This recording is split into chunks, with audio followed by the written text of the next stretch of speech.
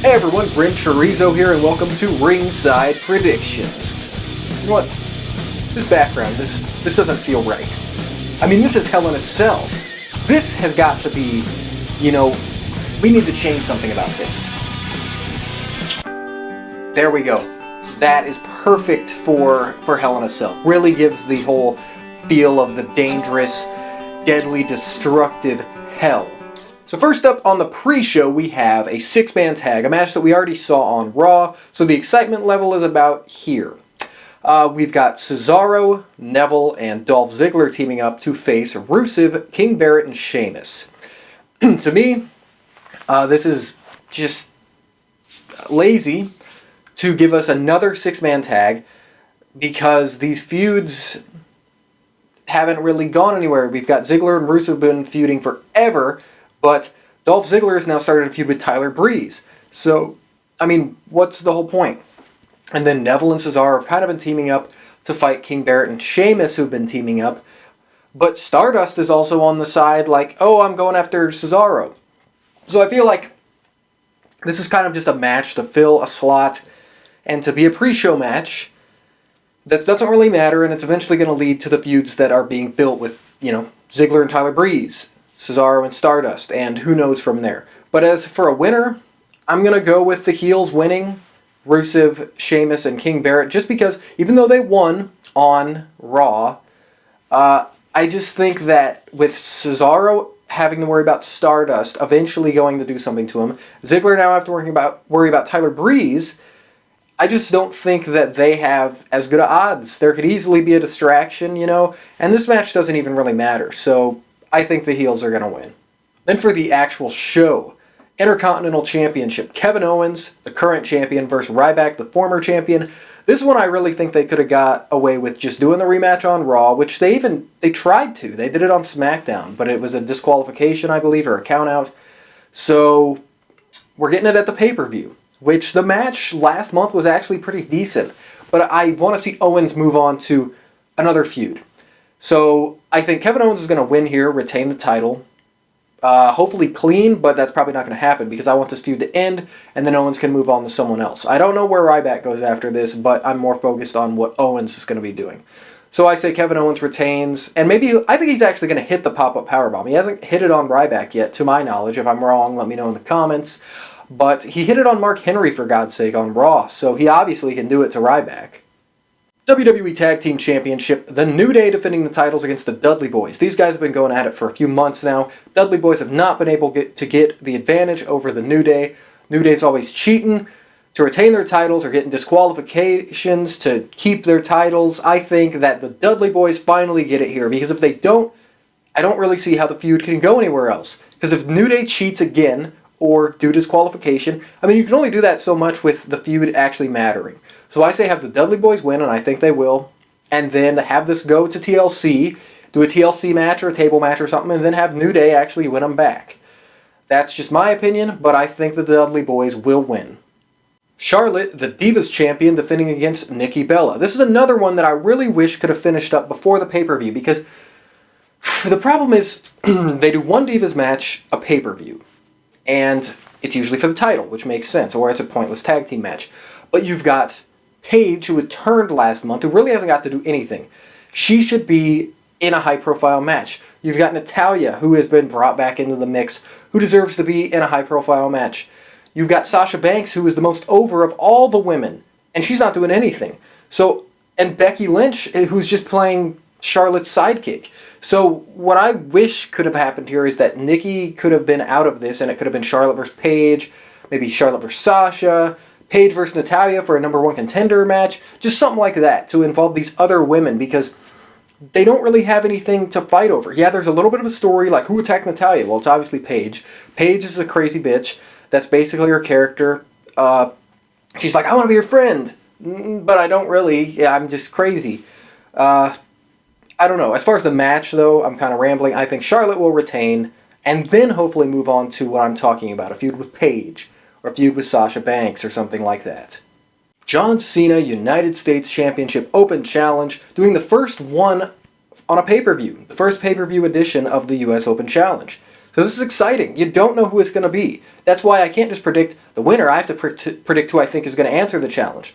So my prediction is that the New Day is going to lose the tag titles, and then they are going to answer the United States Championship Open Challenge. Why? Because they've already been kind of feuding with John Cena for the past month anyways. The seeds are planted. They would want a reason to challenge for it. And they're going to lose their tag titles, in my opinion. So this is their chance to get another title for the three of them.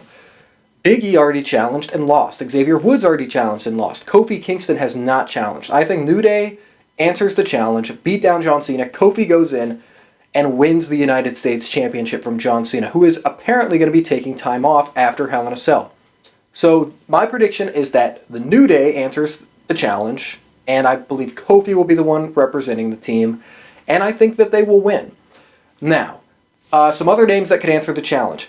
It was rumored that maybe Dolph Ziggler would do it because he had the match with Cena. He tried to cheat, and there was a heel turn rumored, which would have been great. But he's feuding with Tyler Breeze now, so I don't see Ziggler answering the challenge. Tyler Breeze could answer the challenge, which would be awesome. That would be really awesome. But if that was the case, why would they even debut him on SmackDown when he could have just debuted in the Open Challenge? Rumor has it Goldust could be returning soon. He could answer the challenge. One of the Wyatt family members who doesn't have anything to do could answer the challenge. Dean Ambrose does not have a match at all on the pay-per-view. He could answer the challenge. So I would say New Day is my prediction, but I could also see Dean answering the challenge as my second choice. The first of two Hell in a Cell matches. This one I'm actually more excited for than the main event. This one's Roman Reigns versus Bray Wyatt. These two have been feuding since June, and they managed to keep it fairly fresh by changing things up. Starts as just Roman and Bray. Then it leads to Dean getting involved because Harper got involved. We had a tag match. Then Braun Strowman comes in, so they try and get Orton. Then they get Jericho to try and face off against the Wyatt family. Doesn't work. Just basically a back and forth fight here that has been entertaining, and now it's back to just where it started, Bray and Roman, which is why I think this could be the end of the feud. But I'd like to see this go one more at Survivor Series. The Wyatt family versus Team Roman Reigns.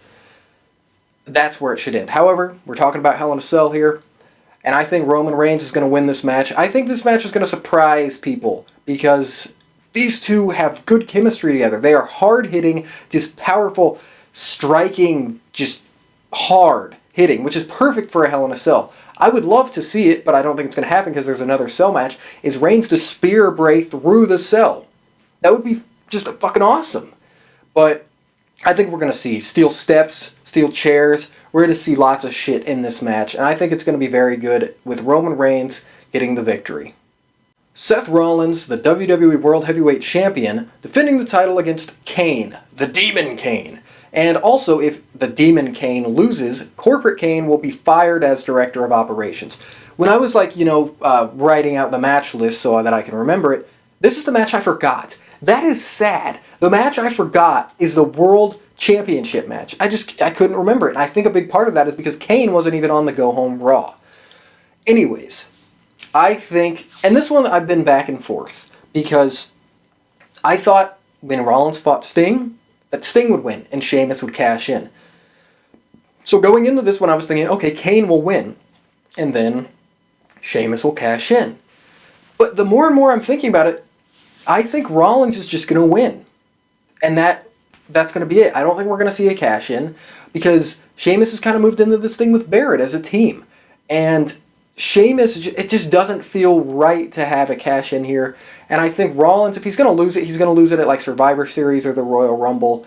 So I think Rollins is going to retain the title, and Corporate Kane will be fired, so we won't see Corporate Kane anymore, and Kane will only be the Demon Kane, which makes sense. Then he can just be the monster that people actually really like.